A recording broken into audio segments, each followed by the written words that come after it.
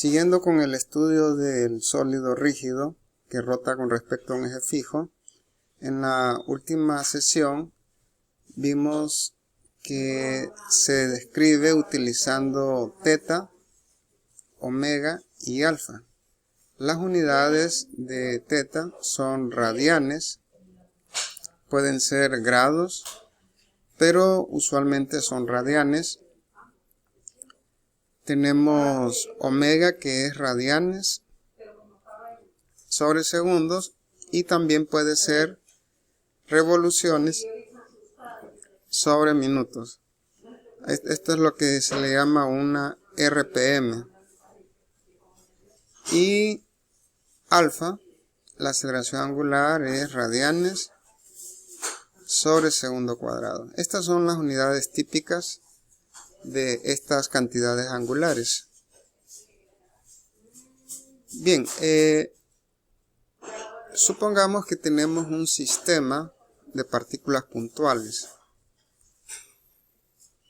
que rotan con respecto a este eje. Tenemos que en este instante tenemos una masa m1 que está a una distancia r1.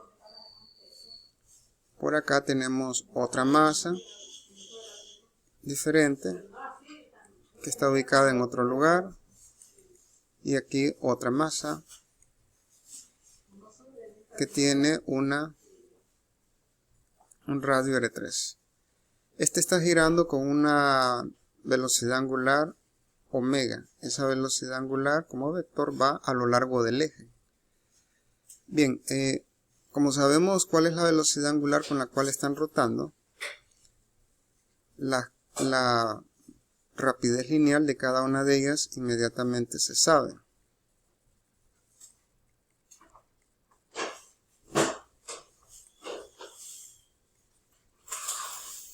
Y la energía cinética la podemos calcular sin ningún problema. La energía cinética es 1/2 de m1, v1 cuadrado, 1/2 de m2, v sub 2 cuadrado, 1/2 de m3, v sub 3 al cuadrado. Reemplazando v1 tenemos 1/2 de m1, r1 cuadrado, omega cuadrado. 1/2 de m2, r sub 2 al cuadrado, omega cuadrado. 1/2 de m3, r3 cuadrado, omega cuadrado. De acá tomamos como factor 1/2 y también omega cuadrado,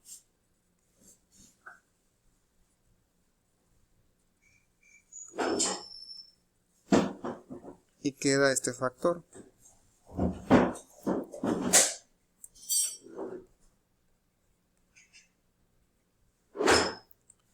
Este factor que está entre paréntesis viene siendo equivalente a la masa. Recordemos que la energía cinética es 1/2 de la masa v al cuadrado. El equivalente de v es omega. Entonces aquí tenemos 1/2 de la rapidez angular al cuadrado por la masa equivalente en la rotación. Esto llamémosle I. De tal manera que la energía cinética se puede escribir como 1/2 de I omega cuadrado. En realidad, esta cantidad I lo que hace es tomar en cuenta los radios de giro. Por esa razón se le llama momento de inercia. Tiene que ver con la resistencia a la rotación, pero es necesario incluir el radio. Entonces, la energía cinética se escribe 1/2 de I omega cuadrado, donde I es momento de inercia.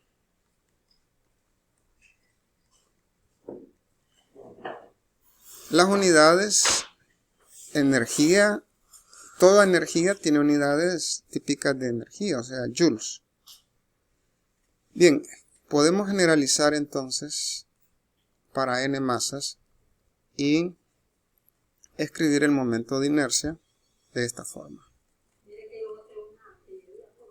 De tal manera que R es la distancia perpendicular de cada masa al eje al cual está rotando.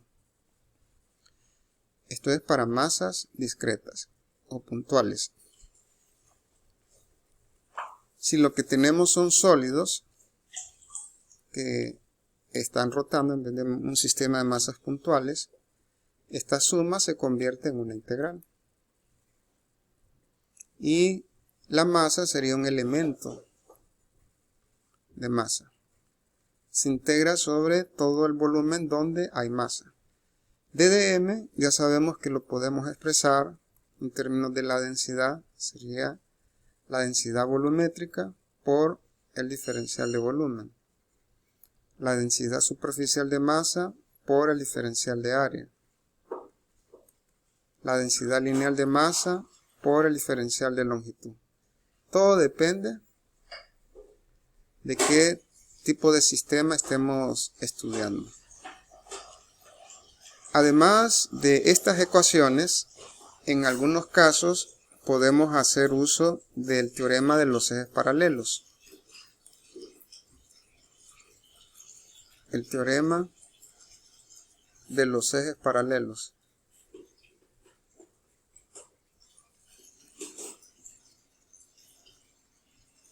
El nombre es muy apropiado.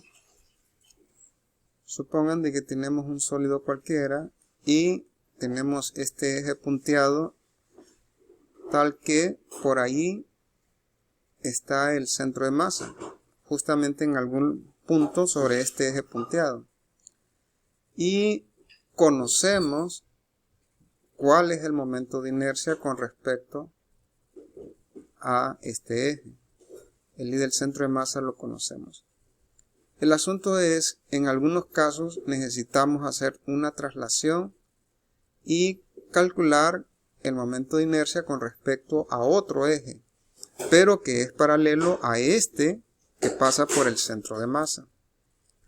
La distancia que hay entre los dos ejes es D. Entonces, el I que nos interesa es el I del centro de masa, que es el que pasa por el eje punteado, más la masa de todo el sólido multiplicada por la distancia D al cuadrado, donde D es la distancia entre los dos ejes. Esto es muy útil en algunos casos. Veamos un ejemplo de cómo aplicar el cálculo de los momentos de inercia.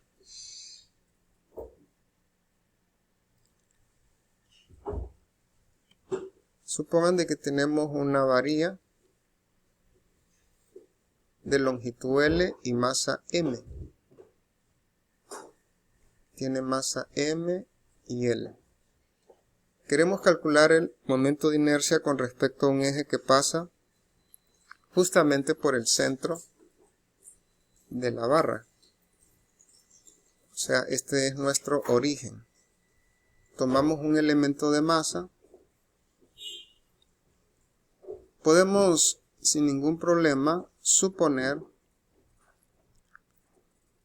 que es una densidad lineal la que está gobernando acá, ya que está uniformemente distribuida la masa. Lambda sería M entre L. Y la masa que tiene ese elemento que está ahí marcado es ddm entre la longitud. Vamos a ponerle a esta longitud ddx. Estas dos densidades son iguales Así que d de m entre d de x es igual a m entre L. El diferencial de masa entonces es la masa total entre la longitud total por d de x. Y deben de notar que la distancia que hay de este elemento de masa, ese d de m, al eje de rotación claramente es x. Entonces r es igual a x. La ecuación es r cuadrado d de m. Aquí tenemos r y aquí tenemos d de m. Reemplazamos x cuadrado, m entre L, d de x. Y mucho ojo con los límites de integración. Tenemos que integrar de acá hasta acá. Como el origen está en el centro, este de acá sería menos L medios. Y el otro extremo, L medios. Sería un error si integramos de 0 a L. Eso sería si el origen está en uno de los extremos, cosa que no es así.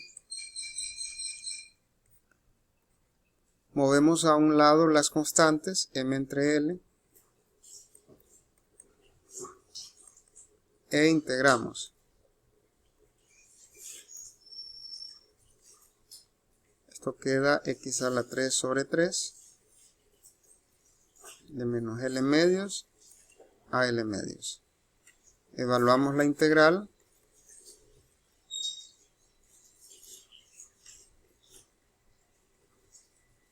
Esto es L a la 3 sobre 8.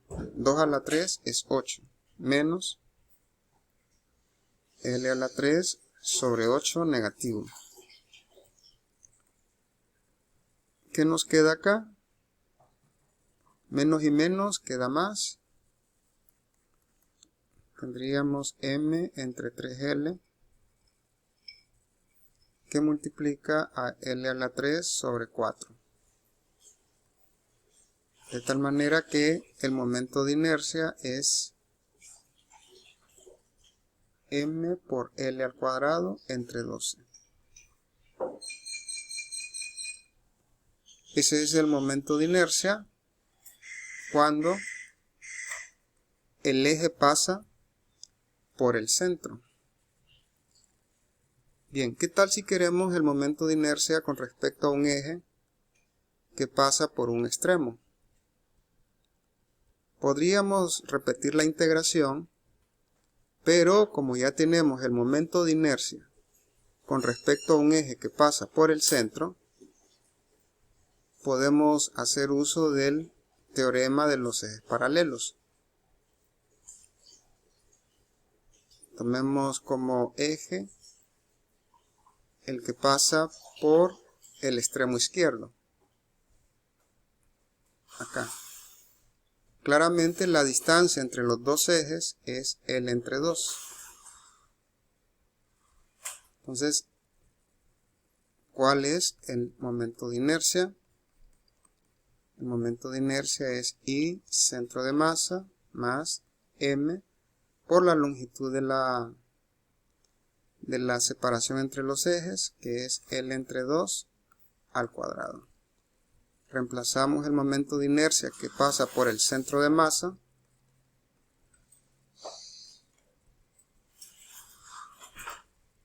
y nos queda esta expresión. Aquí podemos sacar 4 de factor. Tendríamos 1/3 más 1.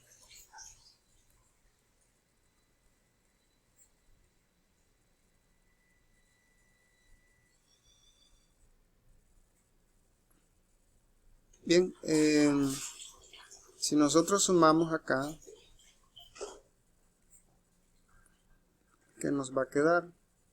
1 más 3, o sea, el 4 se va a cancelar y el momento de inercia queda 1/3 de m L cuadrado.